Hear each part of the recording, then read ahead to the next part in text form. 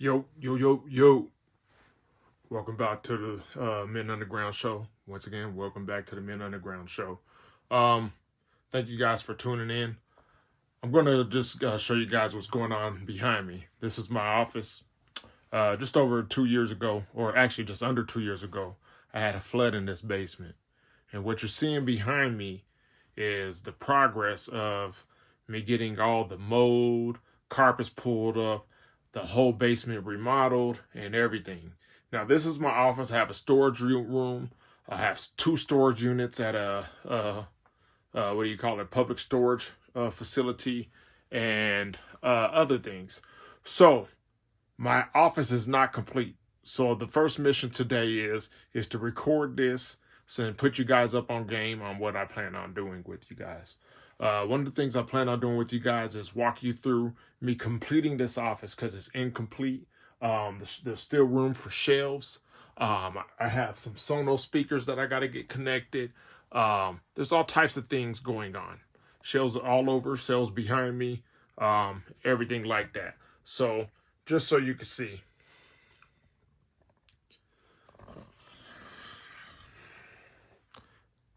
Take myself out of there. Got a lot of things going on, so still have some empty shelves, things like that. And then if you can see, right back here is my storage room. Let me take you into here. Part of my online music store is here on these walls.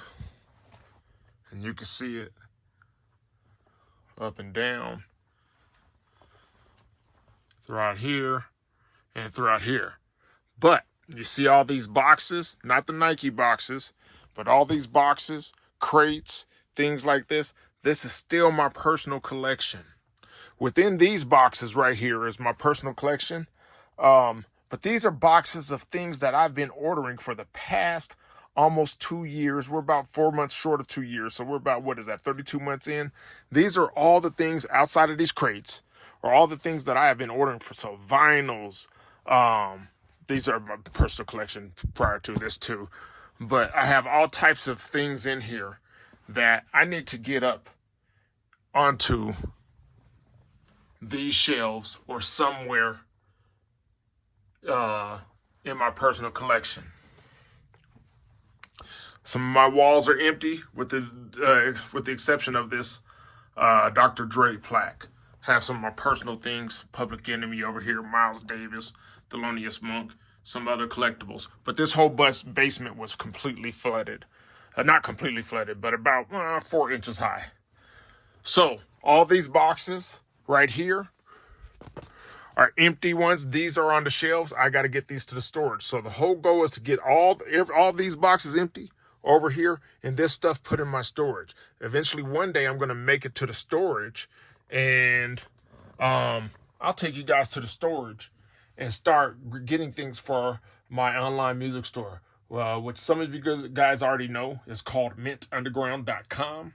Go check it out if you haven't checked it out. We specialize mainly in rap, but we do R&B, reggae, jazz, funk, rock, whatever. We buy out music collections. We do all types of things like that. But this purpose of this show is not only to highlight Men Underground, but really to highlight my personal collection and yours. So trying to bring a community space about collectors. And we're going to do some music reviews and so forth like that on the Men Underground show. So because I don't have the proper licensing to play music in the background, and YouTube will hit me with copyrights and stuff like that, I'm never going to review any songs or any of these albums, whether it be vinyl, cassette tape, or any of that. I'm never going to review it with live music playing. That way I could keep it up and help promote. I don't want to get kicked off of YouTube. So when I do a review, you guys could just go ahead and follow along, go check out those songs too, or comment, like, share, subscribe, but most of all, comment. Tell me what your thoughts are on those albums. So for example, I could go ahead and pull, let's see, these two CDs out. For example, Let me move my little water out of the way. So this is the first pressing of this. This is the first pressing as clean as they want to be versus as nasty as they want to be. Both are first pressings. One is an edited version, one is not. You know what I mean? These are on the original Skywalker records. We'll talk about these types of differences. One is clean, of course, one is not. And we'll talk about those differences. We'll go ahead and discuss some of the tracks that we like, tracks that were the most influential, the ones that I liked, didn't like, things like that. And if I know some background information on Two Live Crew, I'm going to give you some tidbits of my personal information, my experience. It might be on point, it might be off point. You know what I mean? Say Luther Campbell wants to drop in. I want to not speak as if I have the knowledge, because guess what? I'm not the Two Live Crew. So I'm going to give my opinion, not Luke's opinion, my opinion. And if anybody feels free to tap in, whether you be an artist, a fan, or anything, and let me know whether I was right, on point, slightly on point, or just completely wrong, let me know. So that is the goal of the Mint Underground Music Show. We'll go ahead and talk all types of things. Pressings. First pressing versus second pressing. Third pressing. Re-releases. What is a re-release? Bootlegs. I have some bootlegs of some albums. Some of these albums I have the original, second press, third pressing, bootlegs. Some cassette tapes I have like that, like Too Short cassette tapes, things like that. There's a few people. Too Short I have a pretty extensive collection on. There's probably two people out there who I think have just as good or the same or even better collections than me with the Dangerous Music catalog, which is Too Short's record label, but not only his record label, his crew. There's some people who have some things more than I do, and we'll discuss. Hopefully I'll be able to get some of those people on my show. You know what I mean? One of those people I would like to get on my show when I get to that point will be my boy Fred Benz out of North Carolina. He's in North Carolina. I believe he's in North Carolina. I might be wrong.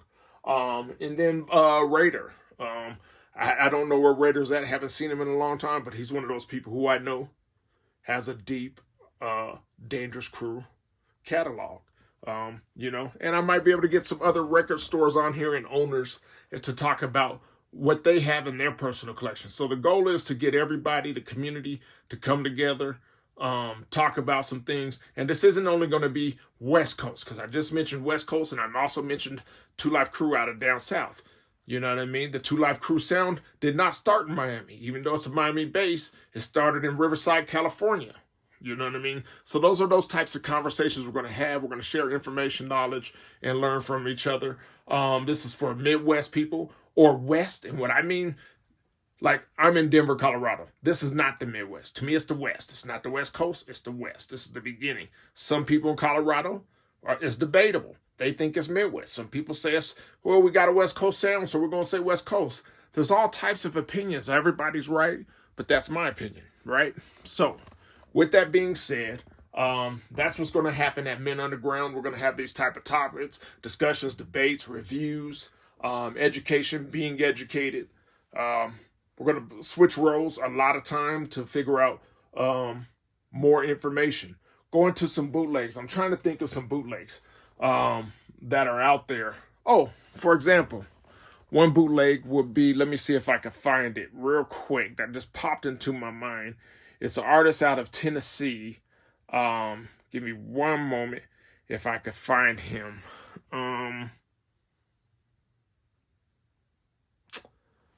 Jeez Louise.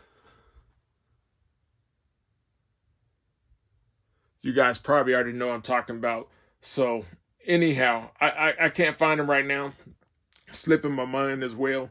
But there's a bootleg version out of him.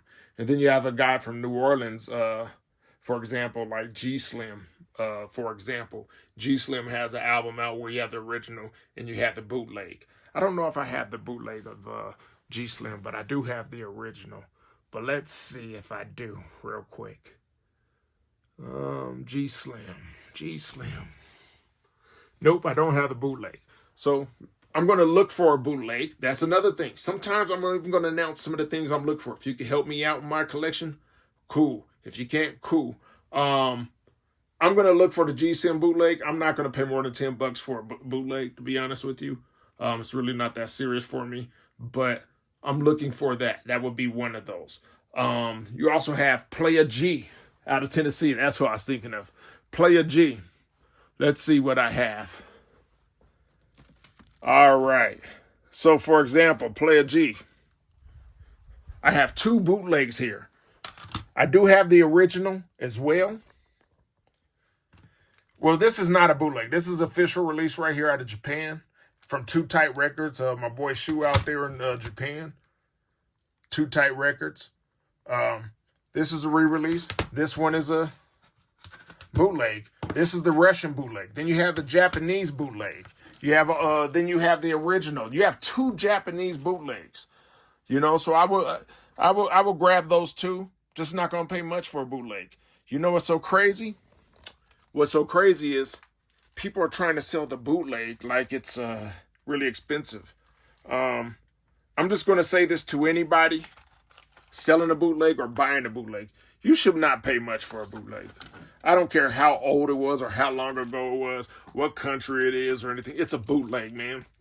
Unless it has some tracks, title songs that aren't on the original, I wouldn't pay much. You know what I mean? And even with those, I would still limit the amount of money. So those types of topics about how much to pay for your collection, how much to pay for a CD, we'll even discuss those topics, pricing, things like that, what things range from, and it's a range, you know, anywhere from pennies all the way up to hundreds to thousands of dollars, depending on the title. Some people are going to have questions. Well, why is that one so expensive? Well, you know, rapper Coolio, you know what I mean? Gangsta's Paradise. They don't make it anymore. It's out of print. But they made probably millions of that one. You know what I mean? Or at least hundreds of thousands of that on Tommy Boy Records. It's not going to be worth much. It'll be that unknown artist out of nowhere that no one heard of, but has a great album that nobody really, and then people started to find on their own. You know, you have some great unknown artists from everywhere, from Denver here, Las Vegas, San Diego, Chicago, Gary, Indiana, Tennessee, Memphis, Knoxville, you know, Alabama, Huntsville, to Birmingham. You know what I mean? You have all these people. South Carolina, where my family's from, South Cac, or Atlanta, Georgia, where my family's from as well, or the D.C., Virginia area, where my family's from as well, depending on which grandparent we're talking about. So, with that being said, those are more hard to find. And sometimes they're worth more money because there's only a few copies left. They're all out of print, probably. But one is in more demand because the sound is good.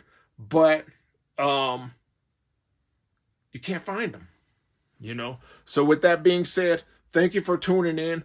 I think the next video that I will do, we'll start unpacking some of those boxes that I have here in my storage room.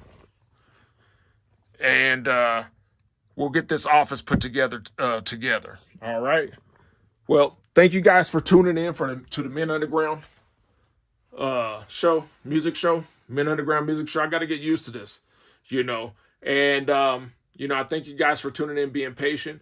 Spread the word, pass it on. Looking forward to seeing you guys come around. Until then, 2 Stokes, and I'm out.